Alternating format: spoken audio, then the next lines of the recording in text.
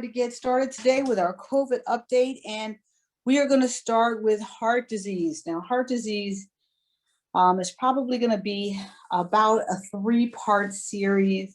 I'm seeing if I can actually get a patient at the very end for the 4th section, a patient or a cardiologist. I'm working on it. We will see.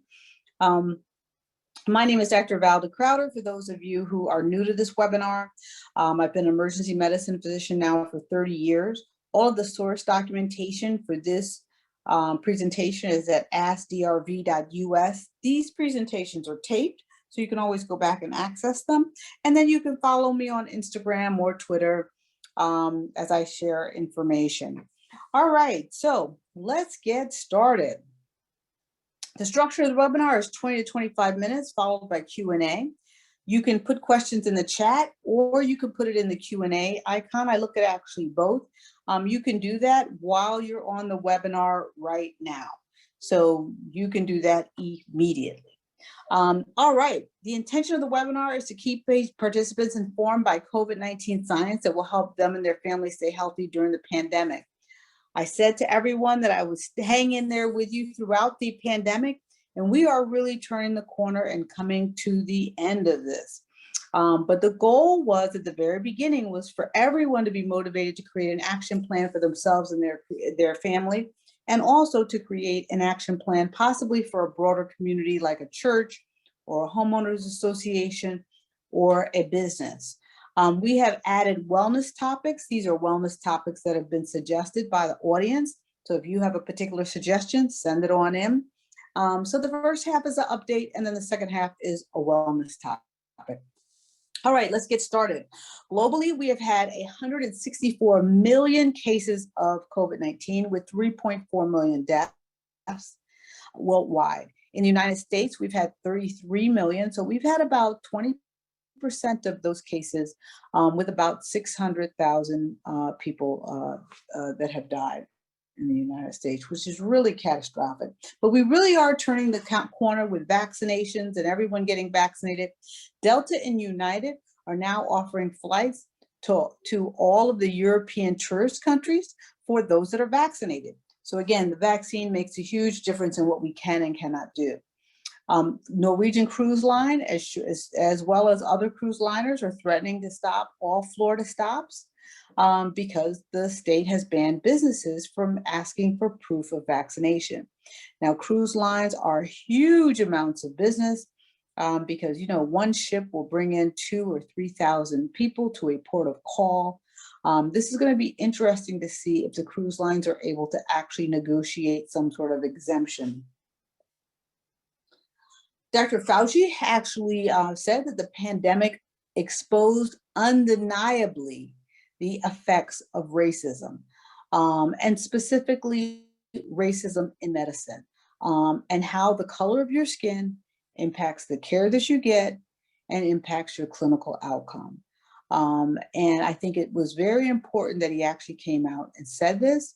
One of the things that we need to deal with as a country as we look at social justice is expanding social justice to include how we treat people in the medical care system. All right, now if we look at masks are mandatory still in some states that are in orange. The bluish, grayish have no restrictions, which is kind of like the middle of the country. And then Colorado has it required in some areas and not required in others. So again, if you're traveling, you really want to know, you know, what are the restrictions and what's actually going on if you're traveling from one place to another. Same thing with businesses. Walmart, Disney, Target, and Trader Joe's relaxed their policies unless required by local and state regulation. I know for myself, I went into a YMCA to go swimming. They're still requiring masks, at least as you first come in, but then not at the pool. So I think it's just important just to ask people, you know, what their policy is and then follow whatever their policy is. Now, this was kind of odd. Governor Abbott of Texas signed an executive order banning any state entities, including schools, from requiring face masks moving forward. Now, I thought this was really kind of odd because we don't know what's around the corner in 6 months or a year from now.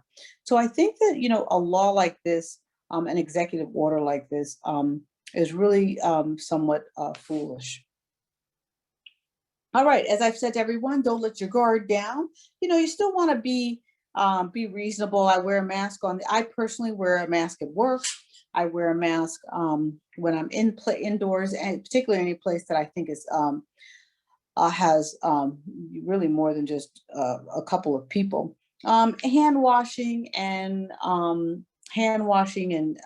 using hand sanitizer. Now, there are people that are still getting COVID-19. So if you have friends or family that are still becoming positive, remember that monoclonal antibodies are life-saving. They are now expanding the amount of people that can qualify for monoclonal antibodies. Not only does it provide symptomatic relief, but you're 70% less likely to be hospitalized, and you have fewer long-term consequences. This is just actually shows a screening tool that we use. Again, the box that's in the diamond that says chronic kidney disease, diabetes, immunosuppression, etc. That box is being expanded. I know at our institution, I think we're now going down to a BMI of 25. If somebody just has high blood pressure, they're being included. So now there are a lot more people that qualify for monoclonal antibodies. So if you hear of somebody who does become COVID positive, please tell them, go to your local emergency department and get monoclonal antibodies, or call your doctor and find out where you get them. They really do make a difference. As we know, it's highly contagious. Minimum exposure to infect others is 45 seconds, and 60 to 80% of people who come in contact with COVID-19, not the variants, actually get the disease. The variants minimum time of exposure is less for some of the variants, and also for some of the variants, a higher percentage of people that get exposed, get COVID-19. All right, we had talked here about Ivermectin and how Ivermectin was looking as a pill or medication to actually make a difference. Well, some patients are going to court and suing for it, and they are winning. I want to thank one of our people in our audience who sent me this article. Please keep them coming if you see things that you think are interesting. I do research them, I do look into them, and if I think it's important and critical, I will add it into the presentation. So I want to thank you for that. All right, so let's go over quickly COVID vaccines. The three that are approved are the ones circled in red: Pfizer, Moderna, which are both 2 shots. Pfizer separated by 21 days, Moderna 28 days. Both are in the high 90s as far as effectiveness. The side effect, again, side effects is when you actually get usually the second shot. Some people get side effects with the first shot, but it's kind of like headaches, chills, fevers. Most people have not taken the day off. I've maybe heard of 1 or 2 that did. I tell people, don't plan anything serious for yourself the day after your shot. You want to make sure the day before you get your shot that you take lots of fluids, you take some Motrin or some Tylenol, and no alcohol. All right, Johnson & Johnson is 1 dose. It is its efficacy is slightly less, but there's also been no deaths associated with Johnson & Johnson with those that have caught COVID-19. The side effects, again, are fatigue, headache, muscle aches. The Janssen vaccine is 2 shots of Johnson & Johnson to see if that'll be more effective. Novavax is also something that we will see soon that will be going for emergency use authorization. AstraZeneca, I do not think that we will see AstraZeneca approved in the United States because there were some fundamental flaws with the research. So I think that's kind of, we're going to end up with about basically 3 or 4 vaccines. The FDA is set to approve the Pfizer vaccine for 12 to 15-year-olds. Now, a lot of people are like, yay, you know, this is great. This is great. The kids can get back in school without masks and life can begin to get back to normal. But I just propose a couple of things here to kind of think about. Currently, we have about 22% of our COVID-19 cases are children. So that is significant, and we do absolutely want to lower that. And children are not immune from the significant side effects of COVID-19. I'm seeing a tremendous increase in pediatric psych incidents, and I believe that it's related to COVID-19. Now, if you think globally, Dr. Tedros from the World Health Organization suggests that rich nations vaccinating kids is a moral catastrophe amongst a global vaccination shortage. So I just kind of throw this out here and just let people kind of just think about it.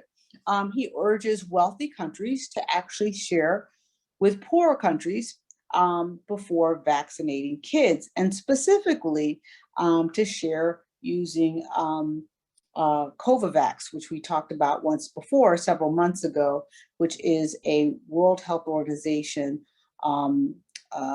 group that allows for countries to donate their vaccines or donate some vaccines. So when you actually look at this, there's been 1 billion with a B vaccines administered throughout the world. And 80% of those have gone to wealthy, high GDP nations. When you look at poorer countries, they have gotten, the poorest of the countries have vaccination rates that are less than 1%. Now, speaking of countries with low vaccination rates, I know we've talked a little bit about India. So India, interestingly, now the curve looks like it may have barely peaked and is just starting to go down and still very, very high. 300 cases a day is really high. So I just want to just remind folks that that is, you know, that will lead to somewhere in the neighborhood of about 30,000 people dying daily when this infection goes further out. So India had a lot of vaccine sites set up. Unfortunately, they had to suspend them. They had to evacuate and shelter in place because of a cyclone. And I just remind people, when things happen like this during a pandemic, whether or not it's a cyclone or whether or not it's the January 6th riot, or whether or not it is, you know, we had a couple of hurricanes and tornadoes during COVID in the Midwest. This requires people to sort of shelter in place and come together and get into close quarters with each other. And it is one of the things that you can't control. It's a natural disaster that you can't control, but it really, really, really does make a pandemic worse. It is really about the worst thing that could happen. A cyclone or any sort of natural emergency is really about the worst thing that could happen in the middle of a respiratory pandemic. Now, we also talked about the fact, and I put this whole article up here, not the whole article, but the majority of the article, because I wanted people to see it. We talked a lot about India being the source of a lot of mutations and variants. And we have had the first variant from India appear in the United States. It is B.1.617. And I just, again, I think that it is just really, really important that one, we pass the budget under the Biden administration to get the money to actually test for these variants so we know when they're actually coming in. This particular variant is the one that we call a double mutation because it has double the number of mutations as earlier, it has double the number of mutations as earlier variants. So it is very, very concerning. This is why I tell people it's important that we're all getting vaccinated. I want people to feel more relaxed, but I wouldn't necessarily begin doing reckless things at this point. As of May 8th, This double variant from India made up 3% of all COVID cases in the United States. Oh, this is another governor going in the wrong direction, but I thought I would show it. He's going to pardon all Floridians that were charged with violating pandemic rules, and states that they were treated poorly. And again, I think that we have to be very, very careful of rewarding bad behavior. You have to actually reward the behavior that you want. And the last thing you want in the middle of a pandemic is for someone not to be following the rules, the public health rules that have actually been set up. And I know there was a conversation about a physician not wearing a mask, so I just wanted to add that to the mix. We have a physician here who proudly rejected wearing masks. The health department and the medical board actually stepped in. They suspended his license and told him that he would not be allowed to practice until the pandemic is over. So again, I want to remind people, look at what the medical community is doing. We are taking this very, very seriously. He and his nursing staff were essentially shut down until the pandemic is over. The other thing I want to talk about, because someone from our community actually brought this up after our topic last week talking about transplants. So millions of Americans are immunocompromised. Some of them are immunocompromised because of transplants. Some of them are immunocompromised because of autoimmune diseases where their body has begun to attack itself. And these individuals, despite being fully vaccinated, are the ones that actually can still get in trouble. I actually have heard of one case that is a transplant patient, fully vaccinated, in the ICU for COVID. It is the only case of someone vaccinated that I know of that is in the ICU. So I just remind people of this because as we pass by people in the store or the grocery store or a restaurant, we really don't know other people's medical history. And even though you're vaccinated, you really want to make sure that you help to protect others.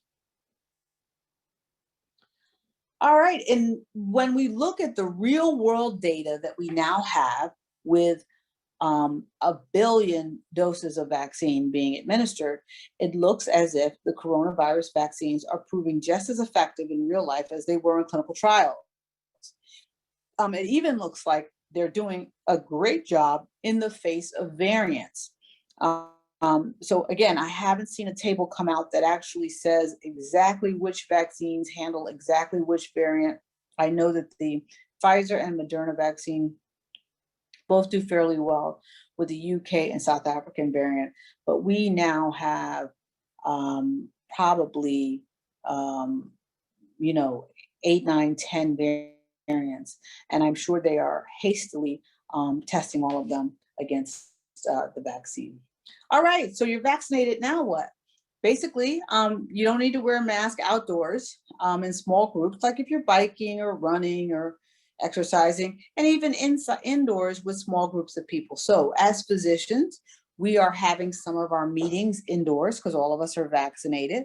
And again, we're doing that in rooms where there might be 6, 7 of us. We're not doing any meetings where there's 100 of us, but we are doing meetings with small groups of people indoors that are also vaccinated. Now, this is important. What's going to happen in the future? Because as we reopen, everyone is going to begin going back to their normal life. And some people, even if they're not vaccinated, are going to go back to their normal life. So the COVID-19 vaccine really means that in the future, we're going to see blips, but we're not going to see the type of massive infection that we saw before. So again, I think that moving forward, we will see blips. Now, when are you fully vaccinated? You are fully vaccinated 2 weeks after your last shot. So whenever your last shot is, 2 weeks later, you are vaccinated. You are fully vaccinated, and your antibody level is where it should be. Now, even though Dr. Fauci is fully vaccinated, he's stating that he still will not eat inside of a restaurant. So this is really interesting, and I'm actually kind of with him on this. I actually will eat in restaurants where they kind of have an indoor outdoor, either they've got windows open or they've got a gate door that's opened, or one side of the restaurant is open, something along that line. We have delivered 274 million vaccine doses in the United States. And like I said, that's probably somewhere around 100 to 125 million people that are fully vaccinated. If you look at the states that have done the best, Vermont, New Hampshire, Mass, Connecticut, Rhode Island. The states that have the lowest vaccination rate, Mississippi, Alabama, Georgia, Arkansas, South Carolina. I think, some of these states may get with it when they actually see the cost of COVID on their healthcare budgets. In general, unvaccinated folks are driving the coronavirus surge as we begin to reopen. There's still a lot of incentives to actually get vaccinated. Here's just a couple of them, and I share them with you, but people have all sorts of stuff going on now where they are attempting to actually incentivize folks to get vaccinated. If you have someone in your family that is not vaccinated, encourage them to talk to their doctor. Remind them that qualified people have studied the vaccine. Remind them that medical professionals stand by it and have taken it. Also, remind them that COVID-19 is more serious than the side effects of the vaccines, and point out their ability to protect others and actually get the society back to normal quicker. I think it's really important that people remember that COVID-19 has not gone away. What this shot is doing is this shot is allowing us, should we get infected and we're vaccinated, that we do not have symptoms, but the spread of this virus continues. Herd immunity is likely around the corner. I think we may see it by the late fall or so, and it's going to be a constant battle. There's going to be third rounds of shots, etc., as the mutations continue to explode as far as the numbers of them. All right, so let's talk about our wellness topic. Alrighty, so I decided I want to talk about heart disease because there's so much associated with heart disease, and also May is Stroke Awareness Month.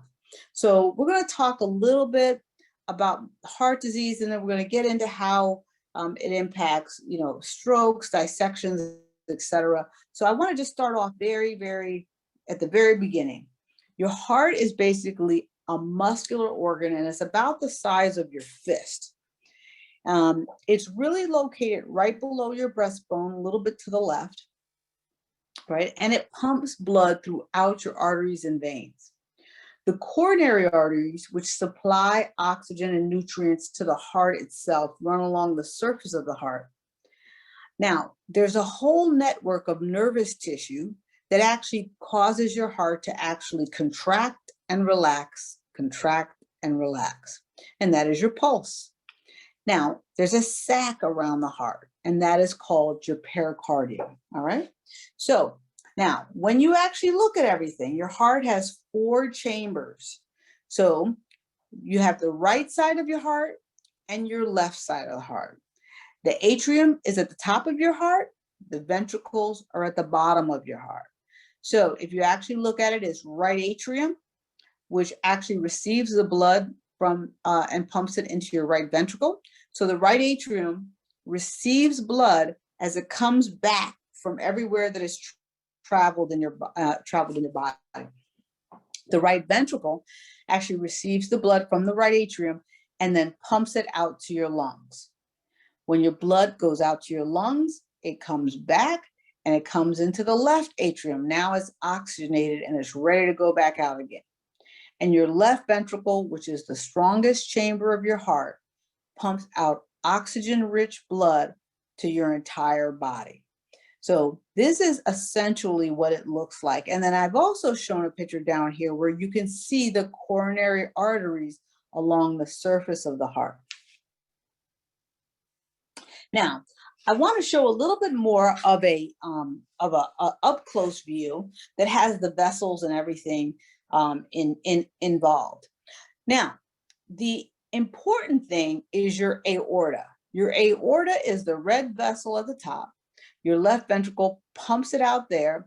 And those three vessels at the top that you see actually are what goes to your brain, your arms, etc.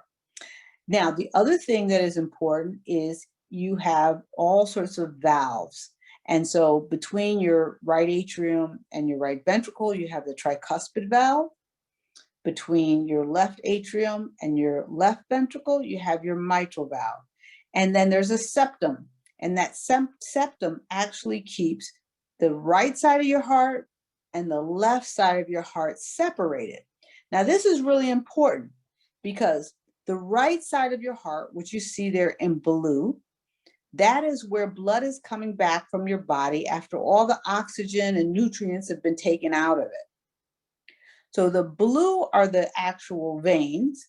It goes to your heart, it picks up oxygen, it picks up nutrients, and it comes back to the left side of your heart, and then your left side of your heart is pumping out oxygen, nutrient-rich blood. So this is very important. Now, the one thing that is not on here, which I wish was on here, but at the base of the aorta is where your coronary arteries come off of. And that is really important because that is actually what feeds your heart, because your heart is feeding your whole body, but your heart actually needs to get fed as well.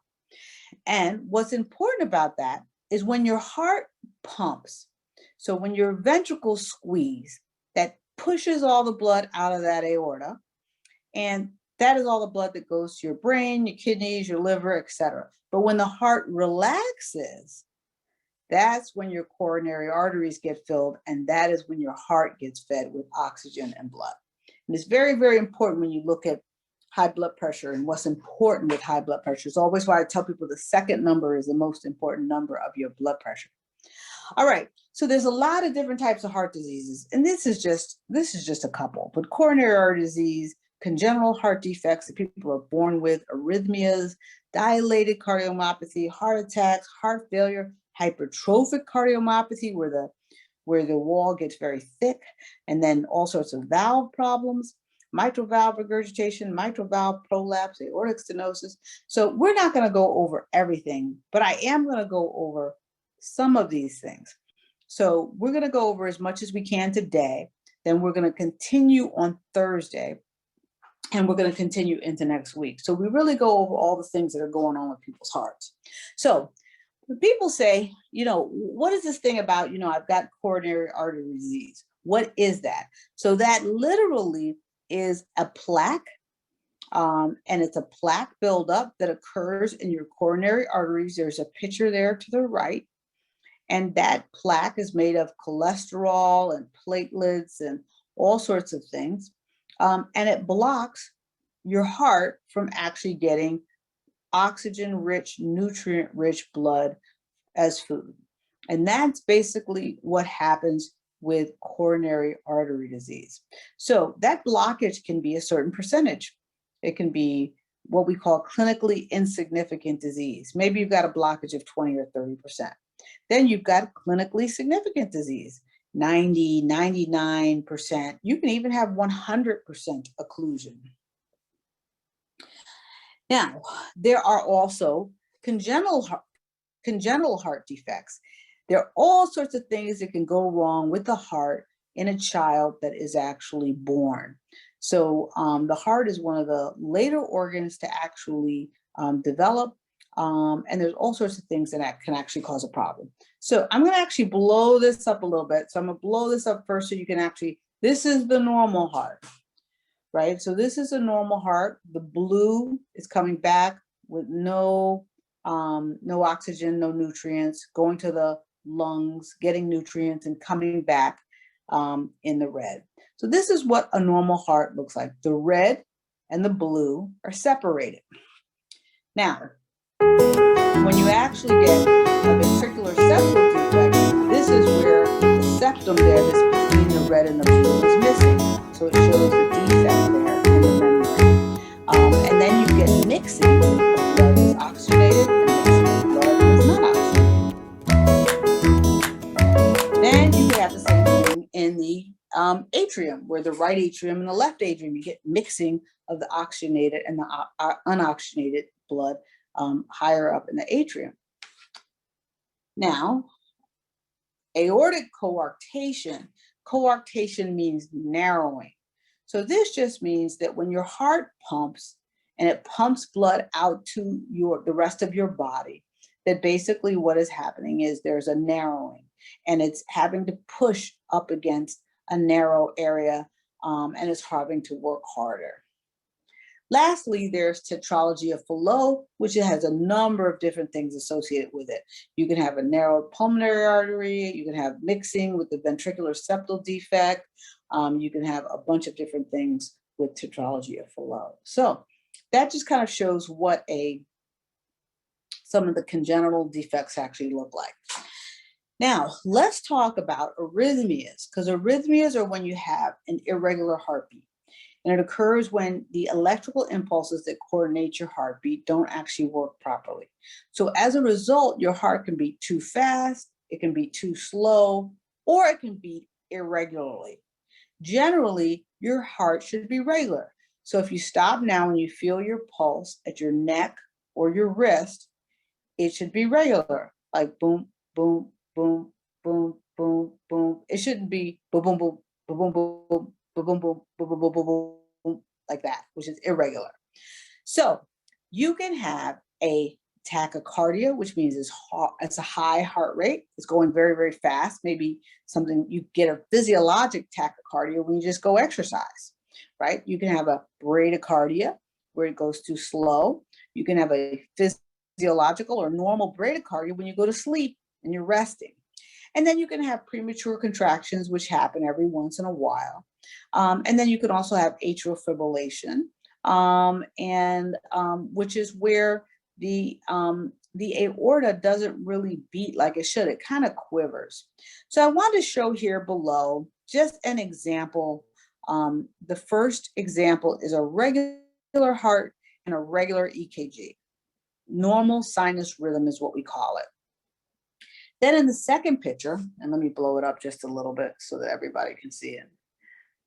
There we go. All right. All right. Then in the second picture, you've got atrial fibrillation, which, as you can tell, is irregular, and it's missing any contractions of the aorta. And then lastly, you can actually have, and there's more rhythms than this, but I just show these as an example. But the last one there is ventricular tachycardia. Someone can have a pulse with that, or they cannot have a pulse with that. Normally, when you see that amount of aberration, we normally have to shock the person. So what you see when people say code blue and they bring out the paddles and they shock a person, that's usually what we're doing when you get that type of EKG. So there's a lot of different things you can have. I just showed these three as interesting examples that show a progression of abnormalities. Now, when people talk about heart failure, you can have a lot of different types of heart failure. You can have a dilated cardiomyopathy. Now, this is important. This actually is what happens in a dilated cardiomyopathy is that the wall of the heart actually gets thinner and the chamber of the heart actually gets bigger, and the heart does not pump as well. Now, the most common thing that causes dilated cardiomyopathy is drinking too much. So alcoholic cardiomyopathy is a dilated cardiomyopathy where the heart gets very big and the chambers of the wall get very thin. And that is the most common time that we actually see that. You can see it in other diseases, but that is the most common one. Myocardial infarction or a heart attack, again, is when there is that blockage. It can be plaque. And usually the plaque is also associated with some sort of blood clot. This is why it is extremely important, if you are over 50 years old, to take an aspirin every day. It has really been shown to decrease the incidence and the severity of heart attacks and strokes. And similarly, if you have chest pain at home and you think it's related to a heart attack and you're going to call 911, you have an aspirin, pop an aspirin while you're waiting for the 911 to get there. It is really important. Minutes make a difference. And aspirin is cheap and almost available to everyone. Now, there's what we call heart failure, and you can have heart failure because you can have heart failure associated with a normal heart, or you can have heart failure associated with an enlarged heart. But heart failure basically is when the heart is not pumping as well as it should. And then what happens is the fluid from your body backs up into your lungs. So this is why people get short of breath. Then once it backs up into your lungs, it can also back up into your legs. And that's why people get a lot of swelling in their legs. So people with heart failure usually get shortness of breath and swelling with their legs. Hypertrophic cardiomyopathy, this actually occurs in athletes and people that are younger than 35 years old. And this is, there's a idiopathic, or again, idiopathic is we don't know why, where basically the heart muscle gets thicker. Sometimes you have people that have a narrowing of the aorta and the heart muscle gets thicker because it's pumping up against something that's very hard to pump up against. But this is what we call a hypertrophic cardiomyopathy. So when we have seen, I forget the name of the player, but he played for the Celtics, and it was probably back in the 90s, died suddenly on the court, on the basketball court. And we've seen some basketball athletes, primarily basketball, because they're running and they're getting their heart rate up very high. Also, too, this has the narrowing of the aorta seems to happen in people that are very tall. And so this is what we're kind of seeing in those that are less than 35 years old, more of a thickening or a hypertrophic cardiomyopathy. All right, now I'm going to talk about valve disease quickly. There are a lot of different types of valves, but the mitral valve, you can actually have a valve be stenotic, which means it's kind of closed, or regurgitation, which means it's flappy and it's open and it doesn't close as much as it should. So there's two types of valve disease. Stenosis means it closed, and regurgitation, which means it's floppy and it stays open more than it should. Then you have one like prolapse, where it actually comes back in on itself. Again, it's usually younger people.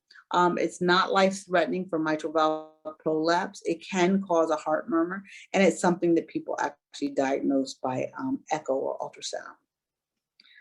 Aortic stenosis, again, blockage. The diagram there in the bottom here actually shows it very, very well. Let me just show you that. And it just shows how the valve gets a lot of stuff around it and begins to be more closed. It does not allow for blood flow to go through it like normal. There are people sometimes that then have to actually get a valve replacement. Now, you will see it's really important.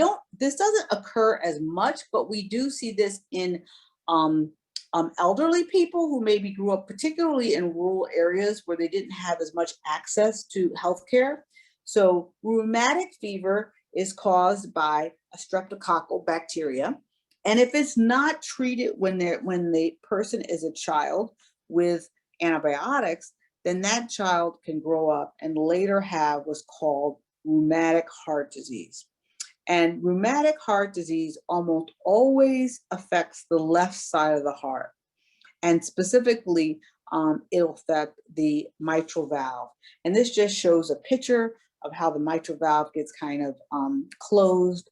And it's often, I tell people often when they are, if they're from a rural area and they're old, elderly, like in their 70s or 80s or 90s, we can see this from them not being treated from a strep infection when they were a child.